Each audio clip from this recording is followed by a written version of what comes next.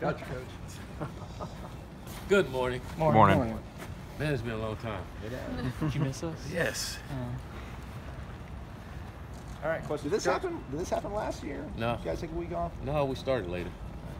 So What do you expect out of the guys then with the week off? I'm expecting our guys to come back and continue the progress that we made in the first part of spring ball.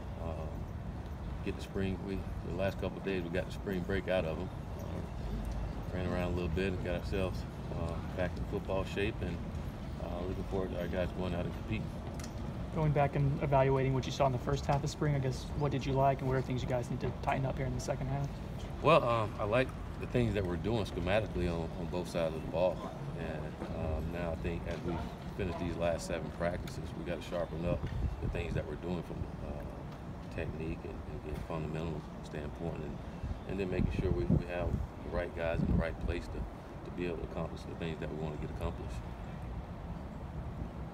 You know, with this offense, the way you guys run things in the pro style seems like they're different concepts. But with like Oklahoma and you know Baker Mayfield and now Kyler Murray might be first overall pick, is there more crossover between the styles that you and the Browse family runs and what can translate to the next level to help recruit these kids? Well, I think that's just the way the game of football is going. You're seeing, I guess you call it spread. I mean, it's all kinds of spread concept. The RPO game that people are doing, and you're seeing it in the NFL as well. And again, you get athletes in space and allow them to do what they do. When you have some really good athletes, it's pretty good, you know, and you have a really good quarterback to get the ball to them, and it can cause you problems. Have you seen, I know when Akeem Dent came in, you spoke highly of him. With a week or two to see him, is he kind of living up to what you thought he would be? I know it's only a little bit of time you've seen him. Yeah, he's out competing, and he's making plays like we expected him to make, and he's making mistakes too. You know, so I think he's about exactly what we felt like he would be at this time, and it's just good to see the young man come out and compete and being able to make the plays that he's making so early. You know, now you can continue to do those things consistently, and can you continue to stay hungry to compete for a job. You mentioned competition. I think you talked about that with Dante Lucas too. Is that kind of a theme with this class, what you try to look for? Yeah, I mean, that's the culture that we're trying to bring here is a highly competitive environment, and you do that by continuing to recruit really good players to come in and compete for jobs, and guys understand they have an opportunity to win a job. And to me, that's when we're going to have something special here, when that environment is that way, and that's why you come here is to come in and compete and play at a high level. Speaking of the secondary, how's Jaden been doing as far as getting back from his injury and then also just adjusting back to being safety? Well, Jaden's doing well. Again, he's not out actually doing physical football work because of the shoulder, but seeing him in rehab and the way he's training from that standpoint, I think he's farther ahead than what most would be. But Jaden is taking advantage of every opportunity he can to learn football. I mean, if he's not practicing, he's in there watching film. He's in individual drills, and just whatever we can allow him to do, whatever the shoulder allow him to do, we let him do it, and he's taking advantage of it. Are you seeing early benefits? I see David Kelly over there, having him full time now as opposed to last year, being able to focus on recruiting and doing that. Are you already seeing some of the benefits of that?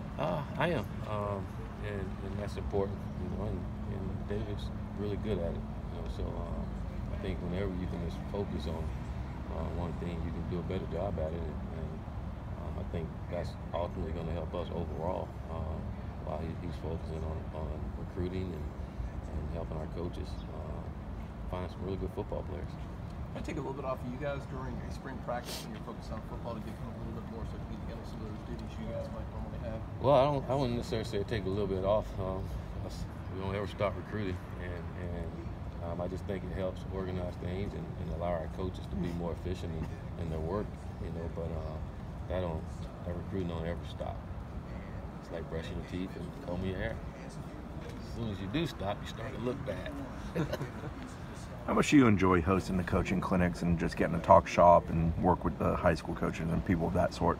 I love it. Opportunity to talk ball. You know,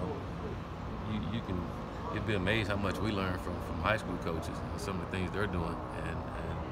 But it's always great when you can get around colleagues and talk football and learn and can't ever stop learning.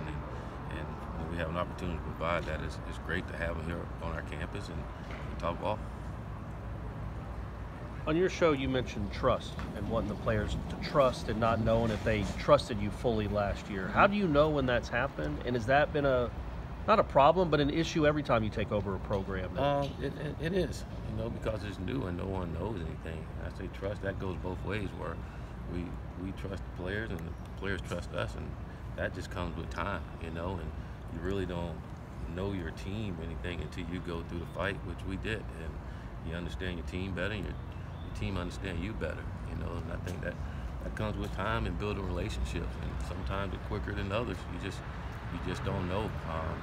But I think with our guys, I'm seeing it this off season, and our guys aren't afraid to come and talk and about issues, and I'm seeing them around our office a lot more, and that's really nice.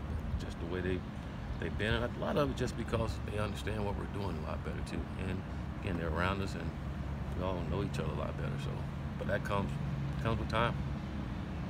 Is that even maybe more important than schematic stuff and install when guys believe and trust and have that? Oh, absolutely. And again, that trust is everybody. Them trusting each other as well.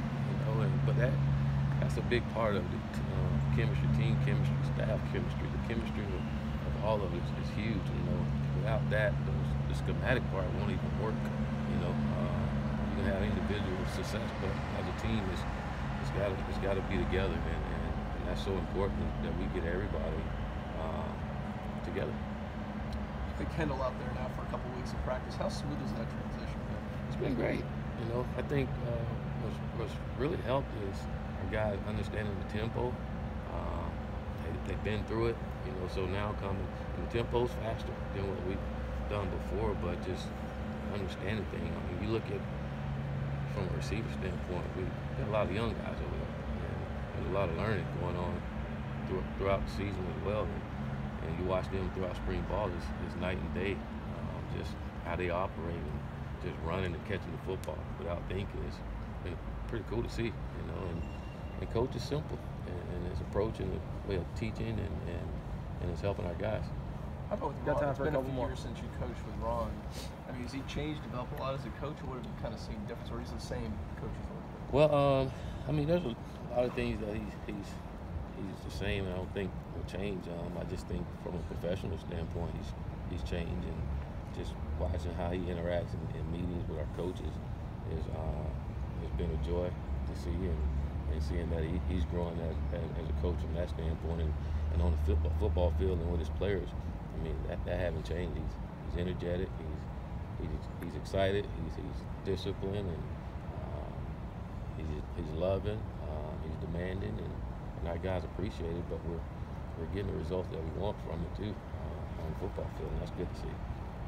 How much fun do you have watching the basketball team? Oh, that's awesome. Again, you talk about chemistry. When you watch that team, you see they have that team chemistry. I saw that when they played Virginia Tech here, and they're down at home, and the way they fought back said a lot to me about that basketball team. And they have some guys that look like they can play football too.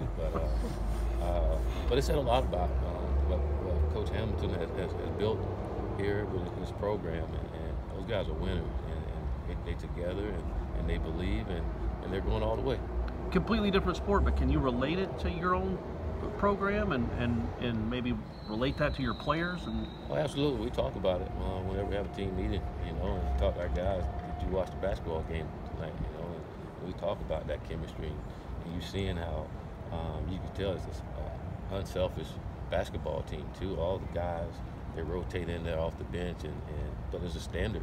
Those guys come off.